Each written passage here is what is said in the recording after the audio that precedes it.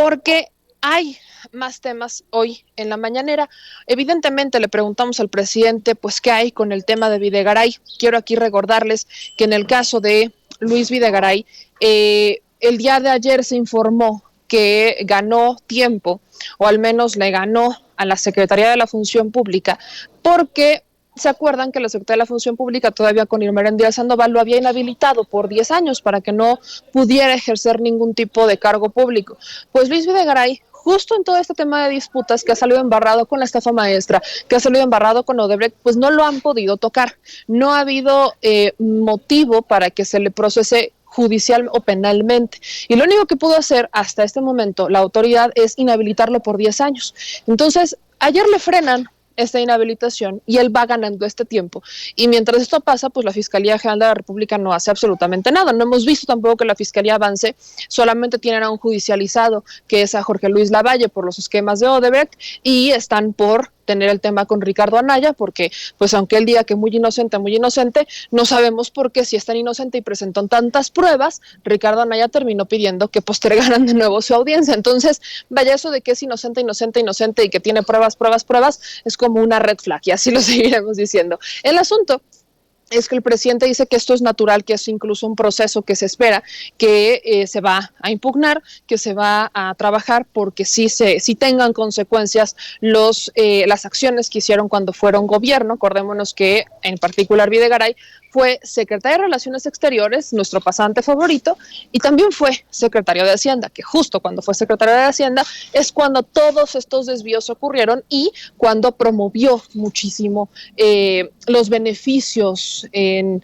la estafa maestra a ciertos gobiernos y demás. Entonces, pues solamente tenemos eso hasta este momento en contra de Luis Videgaray, pero retomo este ejemplo porque también el presidente responde sobre su hermano, Pío López Obrador. Ese es un tema electoral que es complejo, porque las denuncias se hacen ahorita, los videos ya sabemos quién los saca, y ocurrieron entre 2016 y 2018. El punto es justamente ese, que el día de ayer el magistrado Vargas, el magistrado Billetes, el que le hacen boicot y lo sacan de la presidencia del Tribunal Electoral, presentó un proyecto para que no se investigara a Pío López Obrador.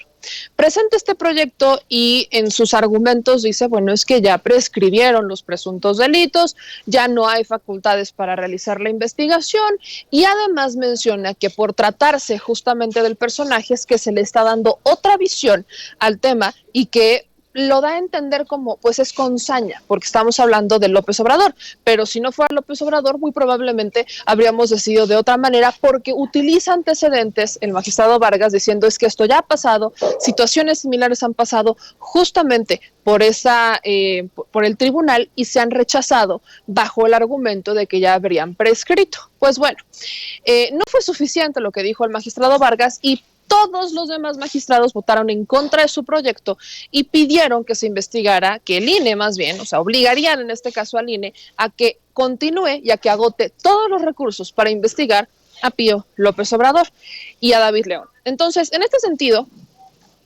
lo importante aquí, para empezar, es que yo sí celebro que lo estén investigando. Es así de sencillo. ¿Por qué? Porque partiendo justo de la premisa del magistrado Vargas, el magistrado Vargas dice, si no fuera López Obrador no estarían tratándolo así. Yo estoy totalmente de acuerdo.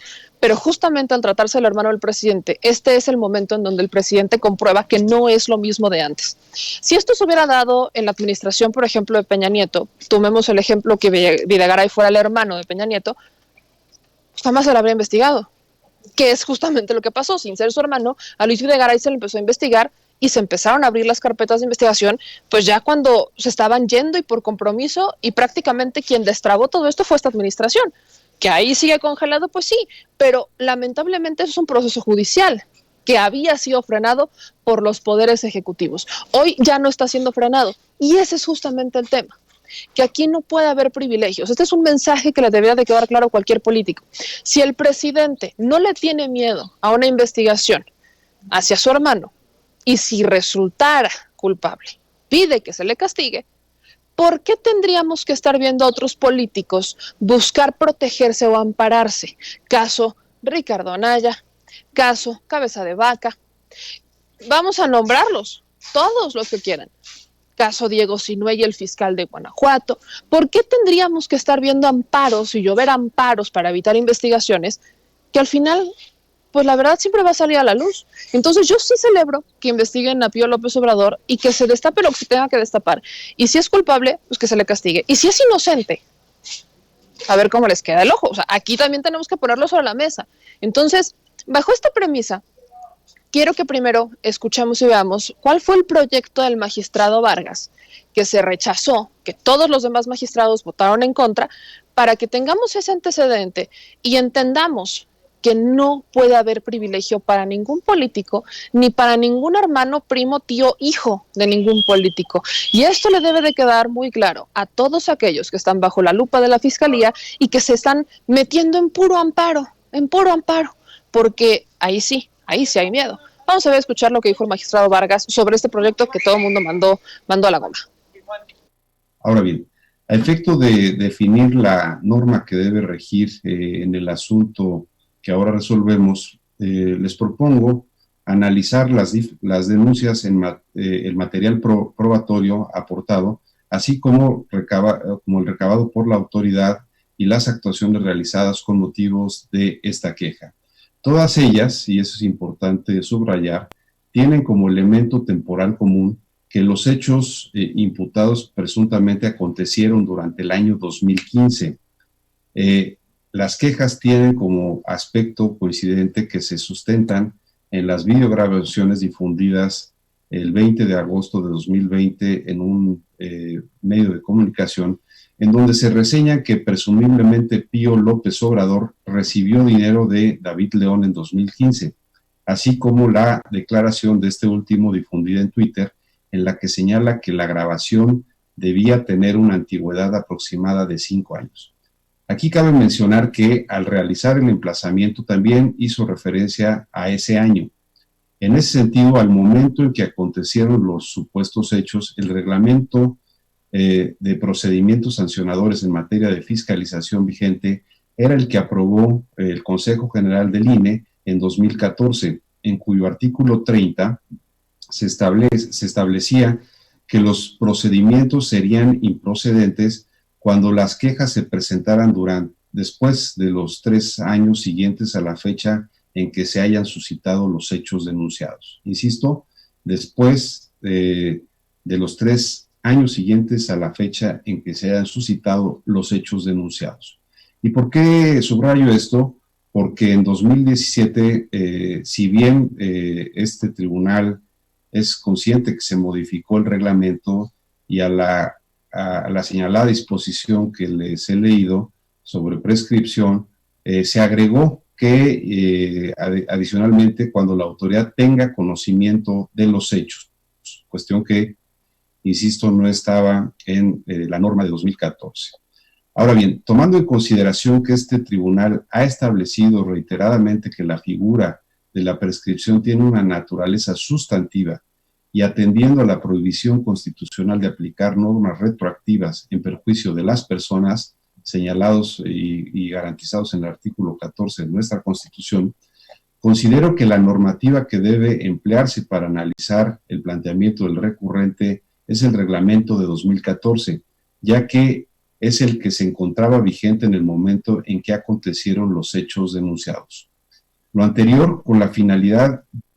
Ahora, los hechos denunciados y el argumento principal es prescribieron porque ocurrieron 2016-2017. La respuesta que le dan los demás magistrados es que ellos asumen, con base en los testimonios que publicó, por ejemplo, David León en redes sociales y que habría dicho en privado, que esto habría o podría haberse extendido hasta 2018 y que el recurso que habrían movido en esos videos se habría utilizado para las campañas de 2018. ¿Campañas de quién? No sabemos. Eso es verdad. Tampoco sabemos porque es la suposición de los magistrados.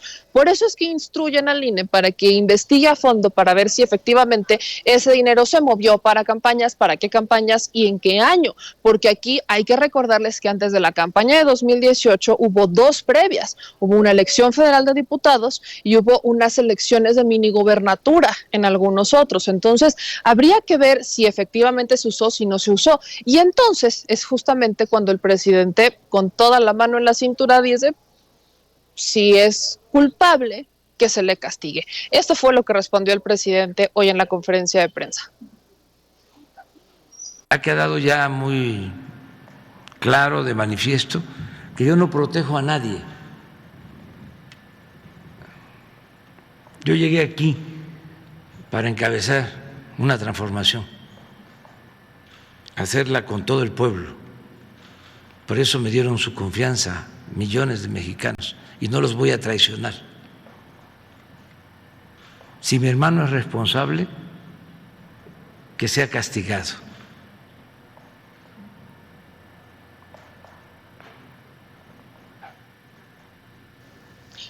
Yo no así tal cual. Así tal cual. El presidente López Obrador dijo, si mi hermano es responsable, que se le castigue. Y esto es un ejemplo porque, como lo vamos a seguir diciendo, el piso no es parejo, ni en el INE, ni en el Tribunal Electoral. No es parejo. ¿Qué pasó con la investigación a Samuel García? No encontraron pruebas, lo exoneraron. También le quitaron multas por el tema de la esposa. Vaya, o sea, muchas cosas que había decidido incluso el INE, las echó para atrás el tribunal. El piso es parejo, no, para nada que es parejo, para nada es parejo. Maru Campos estaba indiciada por el asunto de César Duarte, ahorita ya como gobernadora, ya no lo va a investigar, ya no le interesa lo que pasa con César Duarte, y ella es justamente una de las que estaba presuntamente en esta nómina secreta de César Duarte. ¿Qué pasó?